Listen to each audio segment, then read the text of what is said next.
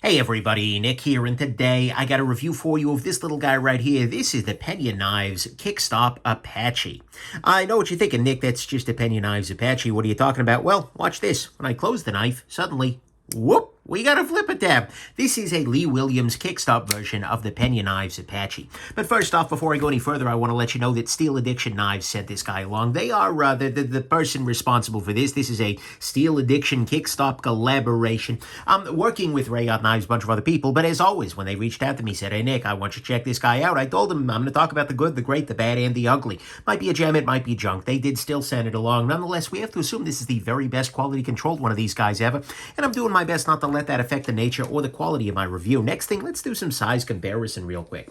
First off, here it is against your Spyderco Delica, and so what we're going to see here is this is, well, not a particularly large knife right here. This is the Ontario Rat number 2 right here, and we have the Spyderco PM2, which is also not a particularly gigantic knife. Well, I'm sorry, it also shows it to be not particularly gigantic. The PM2, it's a little big, right? So there is your size comparison, and actually two other comparisons of note. This is a Peña Knives X Series front flipper Zulu. So this is a front flipper knife. So you can see here, there's no tab in the back. There's just this little guy, and so to open this, you pull it open like so. And then here it is against a custom Peña Knives front flipper trapper from my own personal collection. And so what we're going to see is these are all sort of in the same size range, and in fact, I would go so far as to say this is pretty much exactly the Apache pattern Peña, just with a different opening mechanism. That is the Kickstop. So anyways, there is that. Like I said, this is an interesting collaboration in that it's Peña Knives, quite clearly. I mean, this is one of his designs. It says his name on the blade there. But it is also working with Rayot, who is a Chinese manufacturer who does really amazing work, as well as a bunch of different retailers here. So these guys are going to be available through a bunch of folks. This is a pre-production version, but the final versions will be available through Steel Addiction, E-Knives. I'm naming them all because, oh my God, Knife Hunter, Bobby Marsh, PVK, The Hollow Grind, DLT Trading, Crane's Cutlery, Arizona Custom Knives, Knife Center, Knife Joy, that is, not Nice Joy. Although Joy is nice, I mean Knife Joy here. Fort Henry Knives, The Knife Joker, GP Knives, Urban EDC Supply, Blade HQ, and Smoky Mountain Knife Works. That's kind of a who's who of the knife retailing world, at least here in the U.S., and I appreciate that they have all of those retail partners lined up. So it's not like this is going to be available only at one place or only from one retailer, which I definitely do appreciate. So let's go ahead and jump into the good, the great, the bad, and the ugly of this very interesting little knife right here. So to start with, on the good side, I do like this multi-retailer approach. I mean, the reason I named them all off is because A, I had that information, and B, because I appreciate the fact that that's there, right? There are too many people who are really fixated on exclusive models, right? Where one, maker works with one retailer and you can only buy it there for 30 seconds. I really like the fact that they're giving people more reasons to support smaller and in some cases lesser known shops that they really love and appreciate, right? Because I know a lot of these shops and I know the people there, and it can be easier to get a really big exclusive if you've got a really big shop, if you've got a lot of funding around.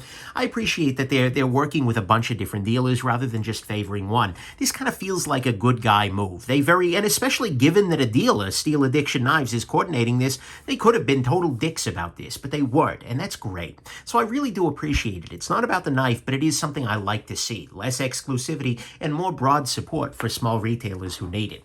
Next thing on the good side, this has a lot of different variants available. This is, as you can tell, a brown micarta, but they're also going to have a green micarta. They've got marble carbon fiber, full titanium, as well as some fat carbon variations with some of the retailers. I believe Steel Addiction was one of them, which would make some sense, right? So I like that you've got a bunch of different options here. It's not just one colorway they're dropping. It's also a relatively fine price. It's $300, and that's maybe a little bit more than the original front flipper trapper lines. But the thing is, they've also licensed the new mechanism here, a little bit more complexity to make, and honestly, these are just well done. The more I've handled the Peñas, the more they feel like a good value in the X series, that is, the more they feel like a good value in the world, so I'm not too bent out of shape about that. And especially, and by the way, it will be a little bit more for some of the variants, but with this unique design, with this unique mechanism for opening, okay, I got no beef with that price. Next thing, this is a pretty lightweight knife. I'll go ahead and throw it on the scale right here. What we're going to see here is that this is coming in at 68.8 grams. Let's put that in a unit that doesn't make sense to the rest of the world. There we go. Well, okay, it's negative 2.43 ounces when I take it off the scale I just had. It's 2.43 ounces. And look, for a blade that is just under 3 inches worth of blade, that's not bad at all. This is under an ounce an inch. This is a pretty lightweight knife, which I appreciate very much. I also like the size a lot, by the way. This is just one of those sizes that I feel like it's going to be legally under a lot of the 3-inch lines that exist out there in the world, but it is more than enough knife for most people's daily lives. So I think it's a really nice size that they've chosen here.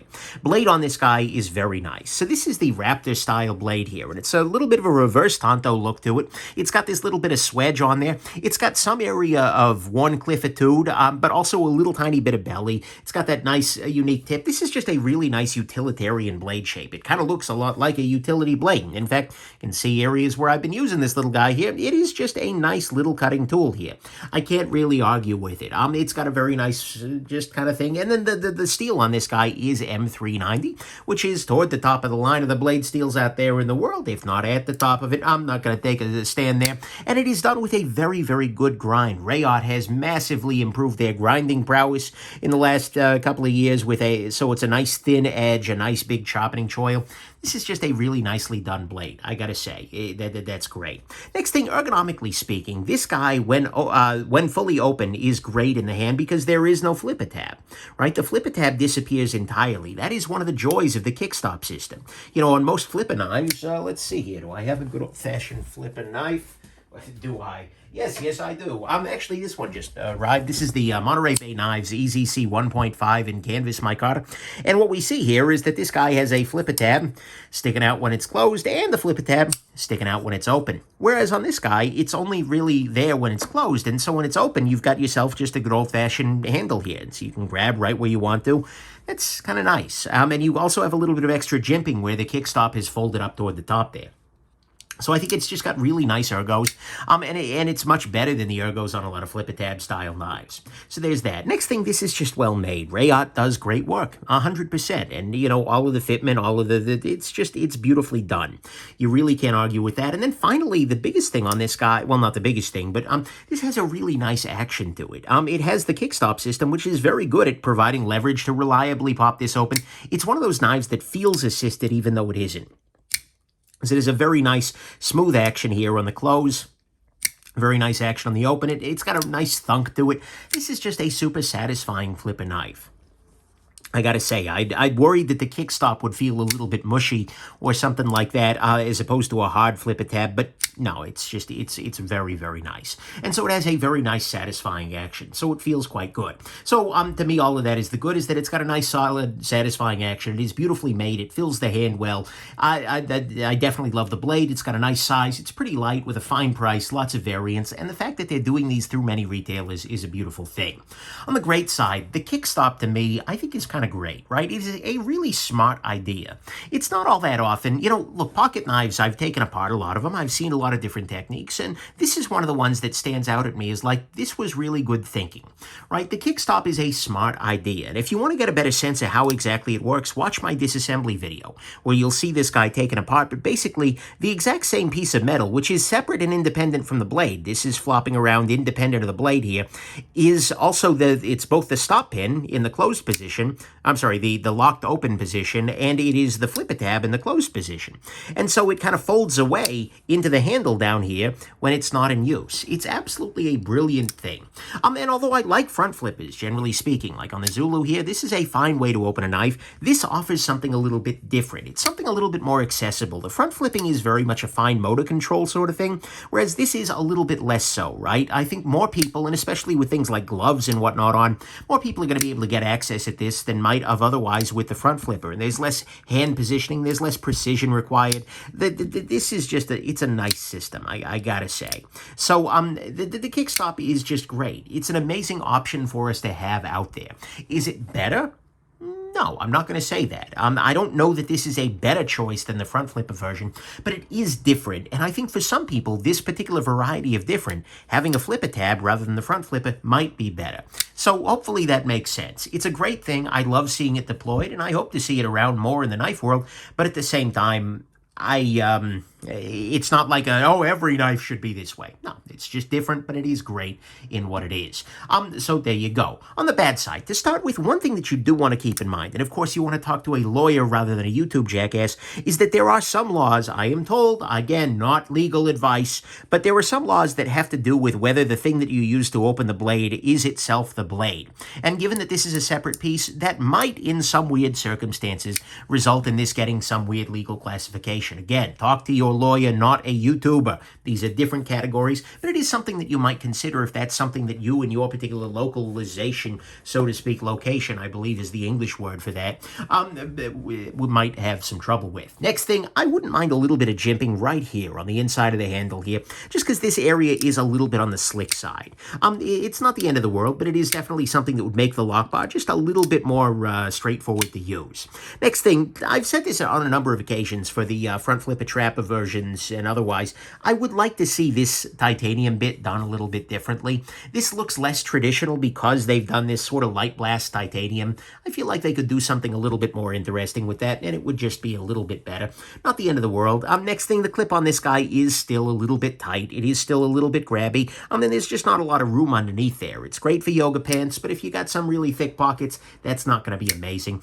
And actually, the micarta itself isn't that amazing. What I mean by that is if we compare this, and again, this isn't super fair, but we compare this to the custom, what we see here is the micarta here just feels a lot more glossy. It feels a lot more polished, whereas this feels a little bit more dry. And I made specific efforts to kind of wet it down a little bit. I've done a little bit of waxing on here just to make it look a little bit darker. But honestly, this micarta ends up feeling a little bit more on the chalky side relative to the custom versions. It's not necessarily my favorite micarta out there.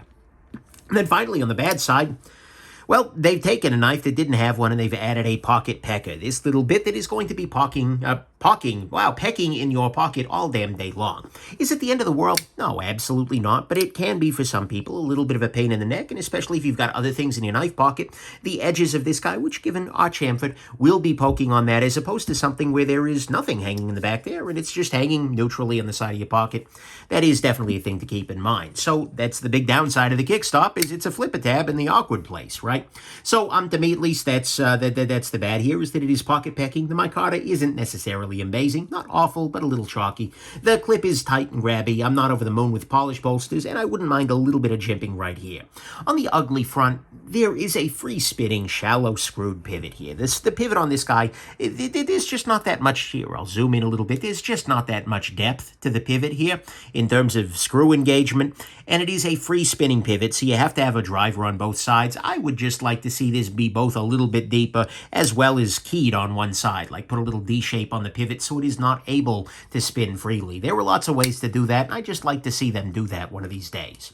So to me, that's just a frustration, and it's ugly, and it's something I do hope gets fixed in future iterations. Final conclusions, though, I like that this is an option that exists, right? Because it is a new variation of a pattern, which, I don't know if pattern's the technical term, not in the traditional sense, but these kinds of front flipper traditionals are very much a Peña thing, and they've become kind of a fixture in the community. It's at the very least, they're very, very well loved. And this provides something that is very new and very different, and is going to make this pattern of ideas, I guess, this pattern of knives more accessible to a group of people who might not have had the option earlier on. And I think it is very well done, right? With that multi-retailer model here, it's got lots of variants, a price that I think is pretty fine given everything that you got going on here. Lightweight construction, a nice size, a great blade, good ergos, nice construction, a very satisfying action, and a type of deployment that I think does change the game. Not for everybody, but for the people who want it, right? This provides a really excellent option that just wasn't a thing before.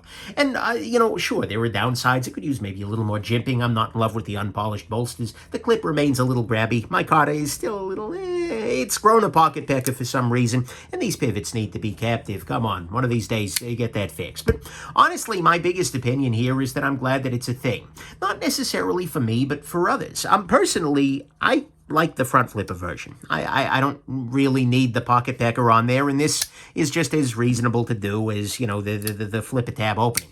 But that's a matter of my own personal preference, right? And there are going to be people for whom, for accessibility reasons, this kind of a really finicky, over-the-top motion might not work, whereas just catching it with a thumb might be different. Accessibility, or even just gloves or things like that, right? Or just a matter of preference. There are a lot of people out there in the world who don't like front flippers, and now this line of knives has finally become an option for them. And so that's a beautiful thing, and frankly, it makes it a little bit different, right? It takes another front flipper trapper variant, and turns it into something that is, well, different, that is going to be interesting. And frankly, having more availability in this pattern is a great thing too. I really like these Peña X series knives, and having a different version available through a bunch of retailers, that feels like a win. So personally, I think I prefer the Zulu and whatnot, but that's because I like front flippers. I'm used to it. And also, I'll admit, I'm a little bit partial to the custom that I own from, back toward the start of this whole affair. But at the same time, I think if you love a good flipper tab and you love this pattern, this is going to be 100% a gem. It's got a lot of really good in the blade, a lot of good in the handle, a really nice mechanism, and it's bringing something a little bit new and different to something that is already a little bit new and different, even if it's become kind of standard at this point. And to me, that's absolutely a beautiful thing. So I guess my advice is, if you're looking for a flipper tab and you're looking for a Peña, well then, Apache, jump on it. Jump on it. Jump on it. If you don't get that reference, kids, ask your parents. Anyway, hope this has been interesting to you, and have yourselves an absolutely wonderful rest of your day. Bye now.